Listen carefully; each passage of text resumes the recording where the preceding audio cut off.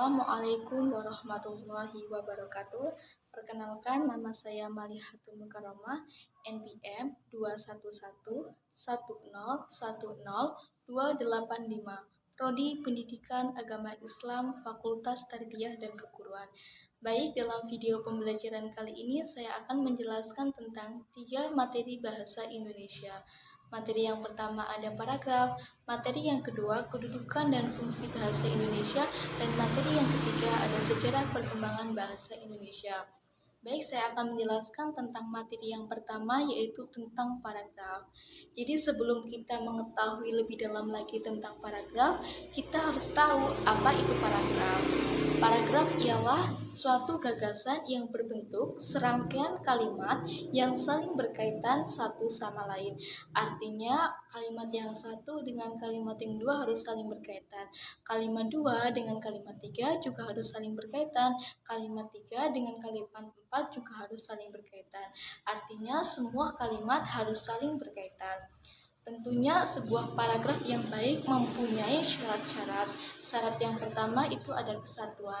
Maksudnya satu paragraf hanya mengandung satu tema dan satu gagasan utama. Nah, gagasan utama tersebut berisi tentang kalimat-kalimat penjelas yang berhubungan dengan kalimat utama. Yang kedua yaitu ada kepaduan. Maksudnya sebuah paragraf bukanlah sekedar kumpulan kalimat-kalimat yang berdiri sendiri, tetapi dibangun oleh kalimat-kalimat yang mempunyai hubungan timbal balik.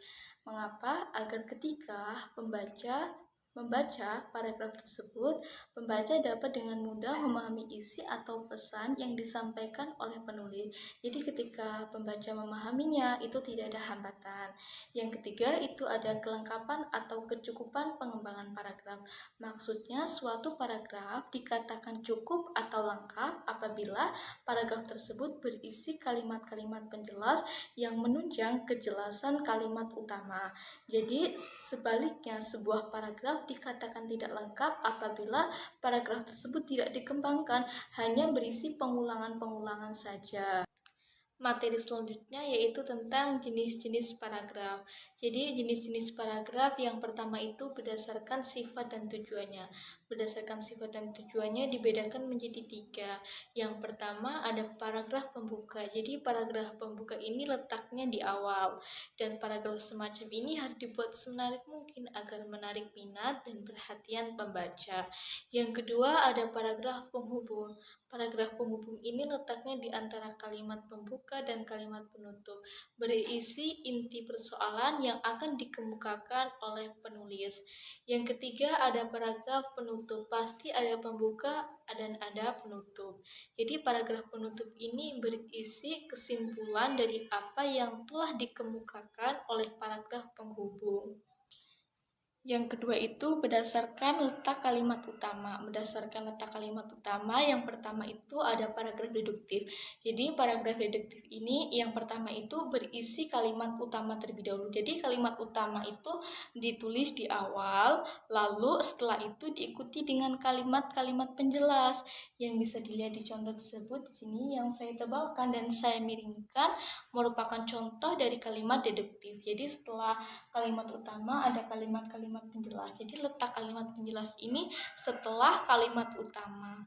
Jadi ketika kita mencari paragraf deduktif, mencari kalimat utama dari paragraf deduktif, kita tidak usah membaca secara keseluruhan paragraf tersebut. Cukup kita ambil dari kalimat awalnya, maka akan kita temukan kalimat utama dari paragraf deduktif tersebut. Yang kedua ada paragraf induktif. Nah, deduktif ini letaknya di awal dan induktif letaknya di akhir. Jadi kalimat induktif ini berisi tentang kalimat-kalimat penjelas. Jadi kalimat penjelas dipaparkan terlebih dahulu, lalu di akhir kalimat akan ada kalimat utama. Jadi yang bisa dilihat, yang saya tebalkan dan saya miringkan merupakan contoh dari kalimat utama dari paragraf induktif. Jadi paragraf induktif ini letaknya di akhir ya. Enak kan ketika kita mencari paragraf induktif, tidak usah membaca keseluruhan, cukup kita ambil dari kalimat terakhirnya, maka akan kita temukan kalimat utama dari paragraf induktif. Yang selanjutnya yaitu paragraf campuran. Jadi paragraf campuran ini memiliki dua kalimat utama yang letaknya di awal dan di akhir. Walaupun mempunyai dua kalimat utama, tapi tetap memiliki satu pikiran utama. Jadi yang bisa dilihat, dia letaknya di awal dan di akhir. Dan di tengah-tengah ini berisi kalimat-kalimat penjelas.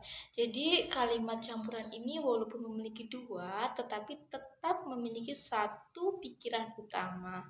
Yang selanjutnya yaitu paragraf tanpa kalimat utama atau kalimat utama pada seluruh paragraf. Jadi paragraf semacam ini tidak memiliki kalimat utama. Nah, apakah ada nih? Ada, kita bisa temukan dalam teks narasi maupun teks deskripsi. Juga bisa kita temukan dalam puisi, pantun, maupun teks prosedur. Jadi, yang selanjutnya yaitu paragraf ineratif. Paragraf ineratif ini dikemukakan dulu kalimat-kalimat penjelas. Karena apa? Karena paragraf ineratif ini letak kalimat utamanya berada di tengah-tengah. Jadi kalimat penjelas dipaparkan terlebih dahulu, setelah itu baru nih di tengah-tengah ada kalimat utama. Nah, setelah kalimat utama diakhiri lagi dengan kalimat-kalimat penjelas. Yang bisa dilihat bahwa paragraf ineratif letak kalimat utamanya berada di tengah-tengah.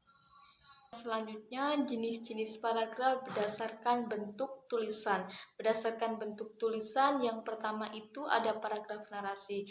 Paragraf narasi ialah suatu paragraf yang menceritakan suatu kejadian atau peristiwa. Yang pada intinya, paragraf narasi itu ialah menceritakan suatu hal yang di dalamnya terdapat alur, waktu, dan juga tokoh. Yang pada intinya ketika kita mendengar kata narasi itu adalah sebuah cerita. Contohnya, kemarin sore Arkan memetik buah kelapa. Ia memanjat pohon dengan sangat lincah. Arkan memetik buah kelapa dengan menggunakan sebuah sabit. Ia mendapat 10 butir buah kelapa. Setelah itu Arkan turun dengan sangat lincah. Jadi di situ ada waktunya kapan? Kemarin sore. Siapa tokohnya? Arkan. Alur waktunya bagaimana? Kemarin sore Arkan memetik buah kelapa. Ia memanjat dengan sangat cepat dengan menggunakan sabit. Setelah mendapatkan 10 butir, dia turun. Jadi seperti itu. Yang kedua itu ada paragraf deskripsi. Paragraf deskripsi ialah suatu paragraf yang menggambarkan sesuatu dengan sangat jelas dan terperinci. Contohnya, di depan rumahku ada sebuah pohon mangga. Pohonnya sangat tinggi, daunnya sangat lebat, buahnya sangat banyak. Berarti sudah jelas, itu menggambarkan pohon mangga yang ada di depan rumah saya, yang pohonnya sangat tinggi, buahnya sangat banyak, daunnya sangat lebat. Yang ketiga, paragraf argumentasi. Paragraf argumentasi ini adalah suatu paragraf yang berisi pendapat atau tanggapan. Contoh dari pendapat, menurut para ahli, air kelapa berguna bagi tubuh. Contoh dari tanggapan ialah sebaiknya kita mengonsumsi buah kelapa. Itu saya ambil contoh singkat-singkatnya saja. Pada intinya, tujuan dari paragraf argumentasi ialah meyakinkan seseorang bahwa yang ditulisnya itu benar, bahwa pendapat yang ditulisnya itu benar. Yang selanjutnya yaitu paragraf eksposisi. Paragraf yang menjelaskan sesuatu itu bisa proses, jenis-jenis, dan juga pengertian. Di sini saya akan jelaskan, berikan contoh tentang proses. Di sini saya mengambil contoh dari proses pembuatan keripik pisang. Di sini pembuatan keripik pisang sangatlah mudah. Ambil buah pisang secukupnya, lalu kupas sampai bersih, iris tipis-tipis, tambahkan garam secukupnya, lalu goreng dengan minyak yang sudah mendidih. Setelah itu keripik pisang siap untuk dikemas atau disajikan. Paragraf yang terakhir yaitu paragraf persuasi. Paragraf persuasi ini adalah paragraf ajakan kepada pembaca agar melakukan seperti apa yang dibahas dalam paragraf. Biasanya dalam kalimatnya itu ditandai dengan kata ayo, mari, dan saya mengajak. Dan saya akan memberikan contoh dari paragraf persuasi. Contohnya, pohon kelapa merupakan pohon sejuta manfaat. Buahnya dapat diminum, batangnya bisa dijadikan bahan bangunan, akarnya bisa menahan dari abrasi dan erosi. Tetapi sekarang ini pohon kelapa sudah mulai berkurang. Oleh sebab itu, mari kita tanam pohon kelapa. Nah, dalam contoh di atas itu menggunakan kata ajakan, mari kita tanam pohon kelapa. Materi kita yang kedua yaitu tentang kedudukan dan fungsi bahasa Indonesia. Jadi bahasa Indonesia itu memiliki kedudukan yang sangat penting sehingga tercantum dalam yang pertama Ikrar Sumpah Pemuda tahun 1928 yang berbunyi, kami, putra dan putri Indonesia, menjunjung bahasa persatuan bahasa Indonesia. Yang kedua ada dalam Undang-Undang Dasar Negara Republik Indonesia tahun 1945 bab 15 pasal 36 yang menyatakan bahwa bahasa negara ialah bahasa Indonesia. Jadi kedudukan bahasa Indonesia yang pertama itu sebagai bahasa nasional. Kedudukannya sebagai bahasa nasional memiliki beberapa fungsi, di antaranya yang pertama sebagai lambang kebangsaan nasional. Sebagai lambang kebangsaan nasional, bahasa Indonesia memancarkan nilai-nilai sosial budaya yang mendasari rasa kebangsaan. Dengan nilai-nilai yang dimiliki bahasa Indonesia, kita harus bangga memakai, memelihara, dan mengembangkannya. Tetapi dewasa ini malah sebaliknya, masyarakat Indonesia lebih bangga menggunakan bahasa-bahasa asing seperti bahasa Korea, bahasa Inggris, bahasa Mandarin, dan lain sebagainya. Tetapi karena apa? Karena bahasa Indonesia itu adalah bahasa ibu, bahasa yang kedua sebagai lambang identitas nasional. Sebagai lambang identitas nasional, bahasa Indonesia harus kita junjung tinggi di samping bendera dan juga lambang negara. Dalam fungsi ini, bahasa Indonesia bisa membangun rasa kepercayaan diri yang kuat karena setiap negara memerlukan identitas. Fungsi yang ketiga, alat pemersatu berbagai suku bangsa. Bangsa yang terdiri dari berbagai macam suku, budaya, dan bahasa yang berbeda-beda seringkali menimbulkan perpecahan. Dalam fungsi ini memungkinkan masyarakat Indonesia bisa bersatu dan menyatu dalam rasa kebangsaan. Fungsi yang keempat ada alat penghubung antar budaya, daerah, dan juga warga. Negara yang terdiri dari berbagai macam suku, budaya, dan bahasa yang berbeda, masalah yang sering dihadapi ialah komunikasi. Dengan adanya bahasa Indonesia, kesalahpahaman akibat perbedaan tersebut dapat diatasi. Coba kita bayangkan, kalau tidak ada bahasa Indonesia, bagaimana kita bisa berkomunikasi dengan suku-suku yang latar belakangnya berbeda dengan kita, bagaimana kita berkomunikasi dengan suku Sunda, suku Jawa, dan suku-suku lainnya. Ya, kalau latar belakang kita sama seperti mereka, sama-sama suku Jawa. Tapi dengan adanya bahasa Indonesia inilah memudahkan kita untuk saling berkomunikasi dengan mereka yang berbeda suku, budaya, dan juga daerah. Kedudukannya yang kedua sebagai bahasa negara. Kedudukannya sebagai bahasa negara, bahasa Indonesia memiliki beberapa fungsi. Di antaranya yang pertama sebagai bahasa resmi kenegaraan. Sebagai bahasa resmi kenegaraan, bahasa Indonesia telah digunakan dalam naskah proklamasi kemerdekaan Negara Republik Indonesia tahun 1945. Nah, sejak saat itu bahasa Indonesia digunakan dalam pidato resmi kenegaraan, dokumen maupun surat-surat resmi yang ditulis dalam bahasa Indonesia. Bahasa Indonesia pun mutlak digunakan dalam segala kegiatan, peristiwa, dan kegiatan upacara yang selanjutnya yaitu fungsinya sebagai bahasa pengantar resmi dalam dunia pendidikan.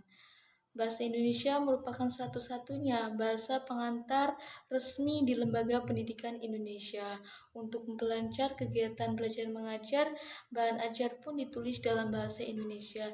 Hal ini dilakukan agar kegiatan belajar mengajar tidak terganggu. Yang ketiga, sebagai bahasa resmi dalam perhubungan di tingkat nasional untuk kepentingan pembangunan dan pemerintah. Bahasa Indonesia digunakan dalam perhubungan di tingkat nasional. Dalam hal ini, perlu diadakan penyeragaman bahasa demi keefektifan pembangunan dan pemerintahan. Tujuan penyeragaman agar pesan atau isi yang disampaikan bisa dengan cepat dan tepat tersampaikan kepada masyarakat luas. 4. Sebagai bahasa resmi dalam pengembangan kebudayaan dan pemanfaatan ilmu pengetahuan serta teknologi. Kebudayaan nasional yang beragam membutuhkan bahasa Indonesia sebagai alat pengembang kebudayaan. Dalam membina dan mengembangkan kebudayaan nasional, bahasa Indonesia menjadi identitas yang dapat membedakan dari kebudayaan daerah yang beragam. Selain itu, bahasa Indonesia merupakan satu-satunya alat untuk mengembangkan ilmu pengetahuan dan teknologi. Dalam penyebaran ilmu dan teknologi agar jangkauan pemakaiannya lebih luas, hendaknya menggunakan bahasa Indonesia. Materi pembahasan saya yang terakhir yaitu tentang sejarah perkembangan bahasa Indonesia. Jadi bahasa yang kita gunakan saat ini yaitu bahasa Indonesia dulunya itu merupakan bahasa Melayu yang menyebar ke seluruh pelosok Nusantara bersamaan dengan penyebaran agama Islam, dan waktu itu disebut dengan Nusantara. Nah, bahasa Melayu pun makin kokoh keberadaannya karena apa? Karena masyarakat Indonesia dengan mudah menerimanya. Nah, pada waktu itu bahasa Melayu pun digunakan antar suku, antar pulau, antar pedagang, dan antar kerajaan. Bahasa Indonesia mulai dipakai di Asia Tenggara sejak abad ke-7. Hal itu dapat dibuktikan dengan adanya prasasti-prasasti. Perkembangan bahasa Melayu di Nusantara memengaruhi dan mendorong tumbuhnya rasa persaudaraan dan rasa kesatuan. Oleh karena itu, pemuda Indonesia yang tergabung dalam pergerakan secara sadar mengangkat bahasa Melayu menjadi bahasa Indonesia sebagai bahasa persatuan bagi seluruh bangsa Indonesia, sebagaimana tercantum dalam Sumpah Pemuda pada tanggal 28 Oktober 1928. Nah, secara yuridis bahasa Indonesia diakui pada tanggal 18 Agustus, tepatnya sehari setelah kemerdekaan Indonesia. Secara sosiologis bahasa Indonesia diakui pada Sumpah Pemuda yaitu pada tanggal 28 Oktober 1928 yang berisi kami putra dan putri Indonesia menjunjung bahasa persatuan bahasa Indonesia. Jadi ada 4 faktor mengapa bahasa Melayu diangkat menjadi bahasa Indonesia. Yang pertama itu karena bahasa Melayu merupakan lingua franca, artinya bahasa perhubungan dan bahasa perdagangan. Jadi itu orang-orang zaman dahulu ketika berkomunikasi dengan suku-suku yang ada di Indonesia seperti suku Jawa, suku Sunda, suku Batak, dan suku-suku lainnya itu menggunakan bahasa Melayu. Coba bayangkan kalau tidak ada lingua franca,